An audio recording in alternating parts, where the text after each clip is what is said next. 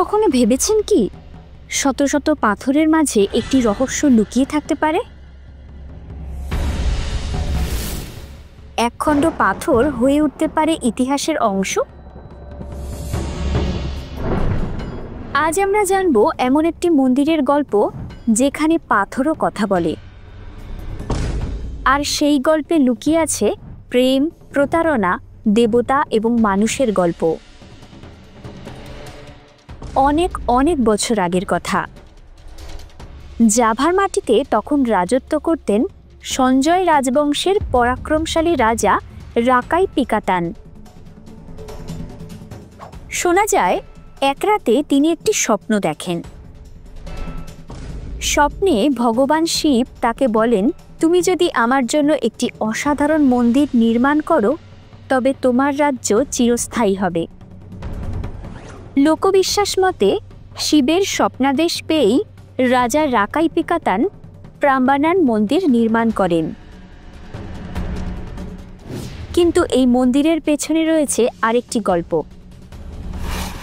এটি এক অভিশপ্ত রাজকন্যার কাহিনী। রাজকন্যা বোরো জংগ্রাং, যার নাম আজও এই মন্দিরের সঙ্গে জড়িয়ে আছে। প্রাচীন জাভার দুই প্রতিবেশী রাজ্য পেঙ্গিং এবং বোকোকে নিয়ে এক কিংবদন্তি প্রচলিত রয়েছে। পেঙ্গিং ছিল এক সমৃদ্ধ ও শান্তিপূর্ণ রাজ্য, যেটি শাসন করতেন জনদরদী রাজা প্রভু দামার মোও। তার এক পুত্র ছিল যার নাম বান্দুং বন্ডাওসো।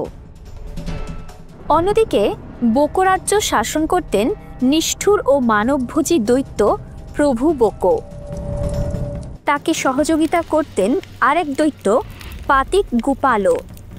এই নিষ্ঠুর রাজা প্রভু বোকোর একটি অতুলনীয় রূপসী কন্যা ছিল যার নাম রোরো জংগ্রাং। দৈত্য রাজা প্রভু বোকো তার রাজ্য সম্প্রসারণের উদ্দেশ্যে পেঙ্গিং আক্রমণ করার পরিকল্পনা করেন। তিনি সেনাবাহিনী প্রস্তুত করতে এবং যুদ্ধের জন্য রাজস্ব বাড়াতে শুরু করেন। তার বাহিনী পেঙ্গিংয়ের উপর আকস্মিক আক্রমণ চালায়, যার ফলে উভয় রাজ্যেই যুদ্ধ এবং দুর্ভিক্ষের মতো ভয়াবহতা নেমে আসে। এই আক্রমণ প্রতিহত করতে প্রভু দামার মোও তার পুত্র বান্দুং বন্ডাওসোকে যুদ্ধে পাঠান। এক ভয়ঙ্কর যুদ্ধে প্রভু বোকো নিহত হন বান্দুং বন্ডাওসোর অলৌকিক ক্ষমতা বলে। যুদ্ধক্ষেত্রে পরাজিত হয়ে আরেক দৈত্য রাজা পাতিক গোপালো তার বাহিনী নিয়ে পিছু হটে। বোকো প্রাসাদে ফিরে পাতিক গোপালো রাজকন্যা বোরো জংগ্রাংকে তার পিতার মৃত্যু সংবাদ দেন। রাজকন্যা গভীর শোকে আচ্ছন্ন হন, কিন্তু তার শোক কাটানোর আগেই পেঙ্গিং বাহিনী প্রাসাদ অবরোধ করে এবং তা দখল করে। রাজকন্যার সৌন্দর্যে মুগ্ধ হয়ে রাজপুত্র বান্দুং বন্ডাওসো তাকে বিবাহের প্রস্তাব দেন। তবে রাজকন্যা এই প্রস্তাব প্রত্যাখ্যান করেন। রাজপুত্র তার প্রস্তাবে অনড় থাকায় বোরো জংগ্রাং দুটি অসম্ভব শর্ত দেন।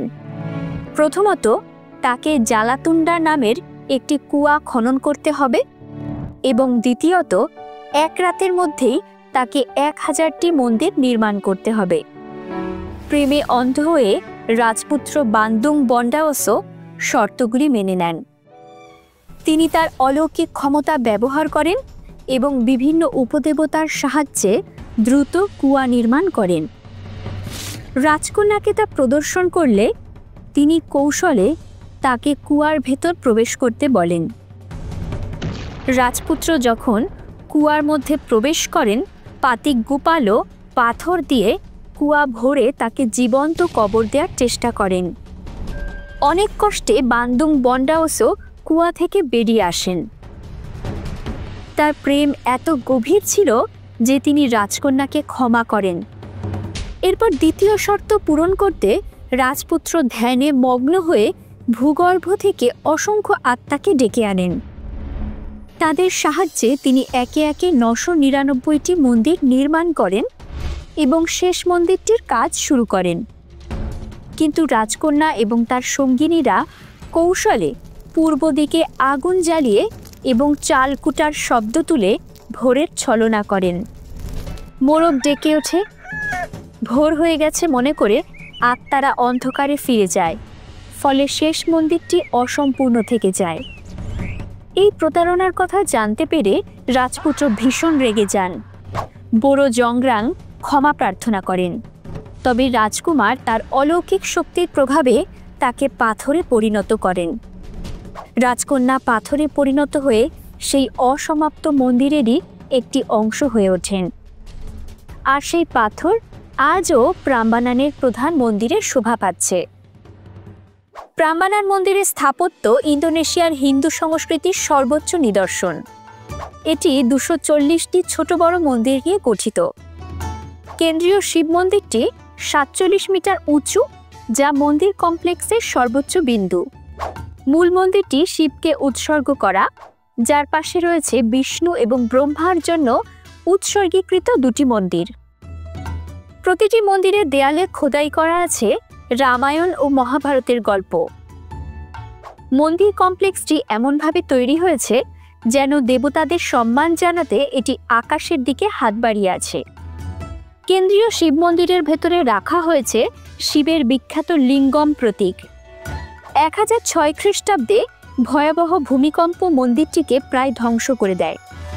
এরপর কয়েক শতাব্দী এটি জঙ্গলে ঢাকা পড়েছিল। স্থানীয়রা একে অভিশপ্ত স্থান মনে করত, কিন্তু 1811 সালে ডাচ প্রত্নতত্ত্ববিদরা এটি পুনরাবিষ্কার করেন।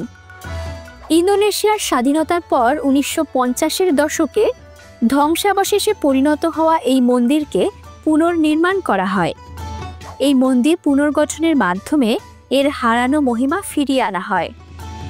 প্রাম্বানান মন্দির বর্তমানে ইউনেস্কোর বিশ্ব ঐতিহ্যবাহী স্থানের অন্তর্ভুক্ত। এটি আজ ইন্দোনেশিয়ার অন্যতম প্রধান পর্যটন কেন্দ্র। মন্দির প্রাঙ্গণে প্রতিদিন হাজার হাজার পর্যটক ও ভক্ত ভিড় করেন। প্রতিদিন সন্ধ্যায় আয়োজিত রামায়ণ ব্যালে একটি বিশেষ আকর্ষণ। এটি একটি খোলা মঞ্চে পরিবেশিত হয়, যেখানে প্রাম্বানান মন্দিরকে পটভূমি হিসেবে ব্যবহার করা হয়।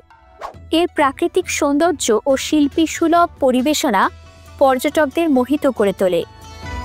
প্রাম্বানান মন্দির একটি ধাঁধার মতো। এটি কি দেবতাদের কীর্তি, নাকি মানুষের অতীতের এক অধ্যায়? বড় জংগ্রাংয়ের অভিশাপ কি সত্যি এখানকার প্রতিটি পাথরে ছাপ রেখে গেছে? যখন আপনি প্রাম্বানানের গেট দিয়ে প্রবেশ করবেন, তখন মনে হবে আপনি শুধু একটি মন্দির দেখছেন না, আপনি একটি জীবন্ত কাহিনীর অংশ হয়ে যাচ্ছেন।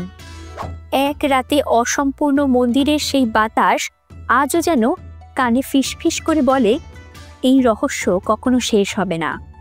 কাহিনীর সত্যতা যাই হোক না কেন, প্রাম্বানান মন্দির আমাদের শেখায় ইতিহাস কেবল পাথরে খোদাই নয়, এটি মানুষের আস্থা, বিশ্বাস এবং কল্পনার এক চিরন্তন গল্প।